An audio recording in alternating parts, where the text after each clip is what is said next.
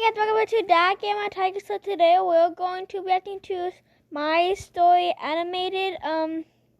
My Story Animated. I saw the world for the first time after 15 years. On the next video, we're going to be reacting to part 2. It's coming out tomorrow, so let's get into it. On the first part. Where is all that light coming from? I wondered. I screamed and immediately slammed the door. After living in an underground mansion for 15 years, I had come across a trap door that led me to a whole new world. My name is Karen, or Genevieve. I'm not sure which one to use anymore. Yeah, about that, I'll dive in real soon. First, make sure you're subscribed to the channel. Just trust me on this one. Just like any other day, I woke up and got started doing my favorite thing, painting. My friend Coco just watched. I was busy chatting away with her when I tripped over the edge of a rug and fell flat on my face. I groaned as I sat up. That's when I saw the rug had moved, and there was a trap door under it. The trap door led to a tunnel, which led to that door I just opened. Coco and I stared at each other in shock. It took me a while to open the door again. We both stepped out into this new world.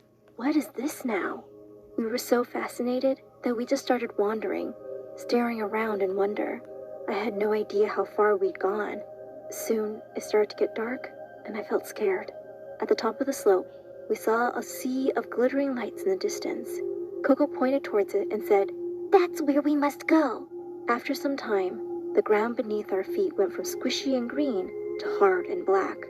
Suddenly, out of nowhere, a loud, speedy metal box with lights rushed up from behind me. It flashed by us with a loud honk. My heart was pounding. I had no idea what that was. I turned around to go back, but realized in horror that I had no idea where home was. We had to keep walking towards the lights. It was getting light again by the time we got there, and I couldn't stop staring at everything. Everywhere I looked, I could see creatures just like me, but they looked weird wearing these clothes. We were afraid, so Coco pulled my arm, and we ran into the nearest room and started walking around. I stared. There were shelves and shelves piled with stuff I had no clue about. But then I saw something familiar. Canned food. I quickly grabbed a few tins and we started running out when a man pointed at me and shouted, "Stop that little thief!" Someone grabbed me to make sure I couldn't escape, while another snatched the cans from me.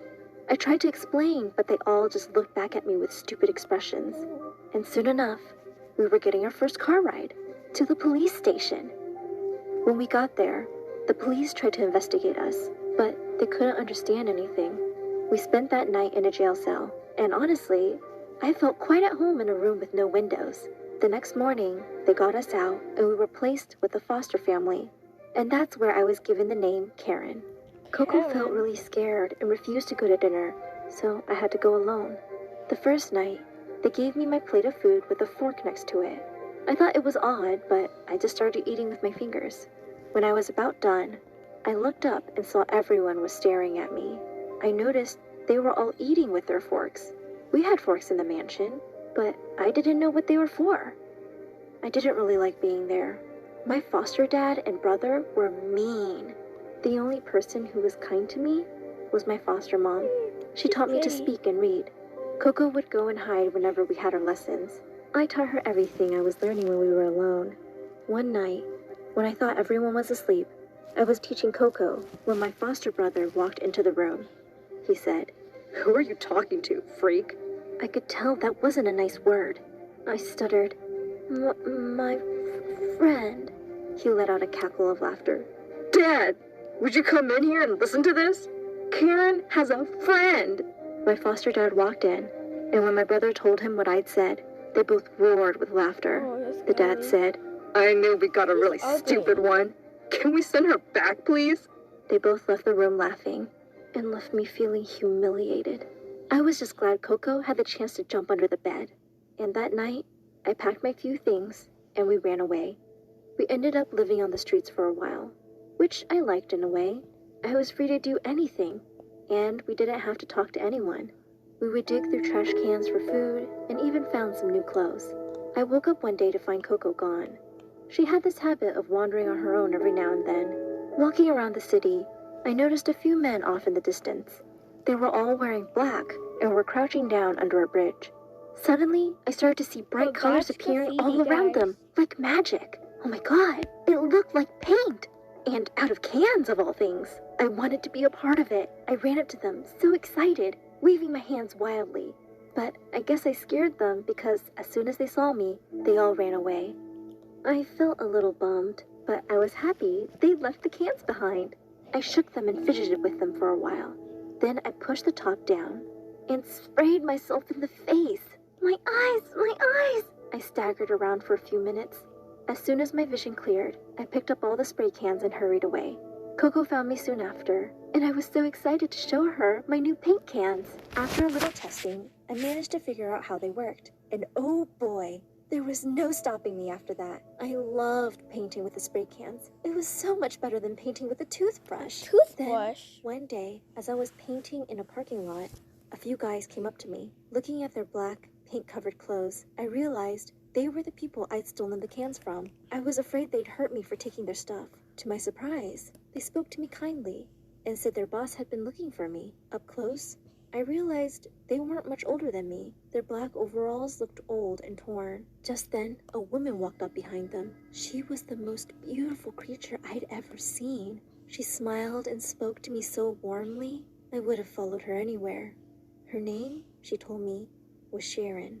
She said that she was a painter too, and my graffiti was some of the most beautiful art she had ever seen.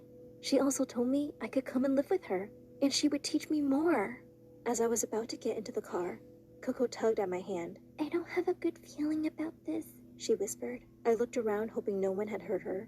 I shook her off and climbed into the car. Bad idea She to come with didn't a budge. stranger. Fine. She could find me when she wanted to.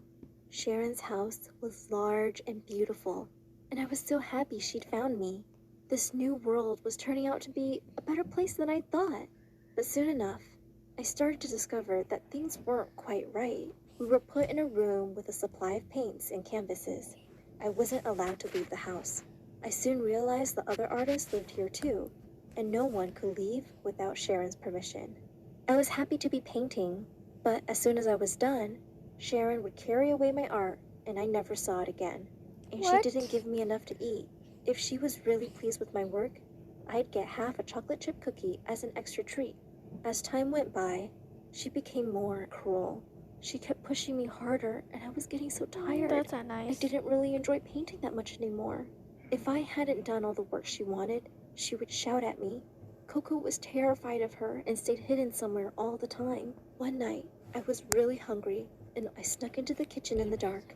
I had just taken a big, fat cookie from the Whoa, jar. that's big. When Sharon walked in, she went totally berserk and screamed at me. Ding. She threw my cookie in the trash and locked me up for 2 days with only a few apples to eat. I was really miserable there, but I had two silver linings in my life, David and Billy. David was the kindest man I'd ever met. He was Sharon's personal assistant, and he brought us our weekly painting supplies. I would be sure to have a lovely piece painted before he came, because he thought I was just brilliant. I just felt warm and fuzzy inside when he smiled at me. He was nothing like my horrible foster dad. One time when he dropped by, Sharon had just half-deafened me with her high-pitched screaming because I'd accidentally spilled a small can of paint. She had just stormed off when David came in. He said he would clean up and handed me a bag of cookies. He muttered, "Sharon's a horrible woman, and I hate working for her too. I'll get you out of here one day, Karen. You just keep up your painting till then. I'll find a way for us both real soon." I felt ecstatic. Oh, we're all done. Well, make sure you give a like and subscribe if you want to see part 2 tomorrow. And yeah, if you guys enjoy the video, I'm glad to subscribe. I know how this I already said that. works. But yeah, bye guys.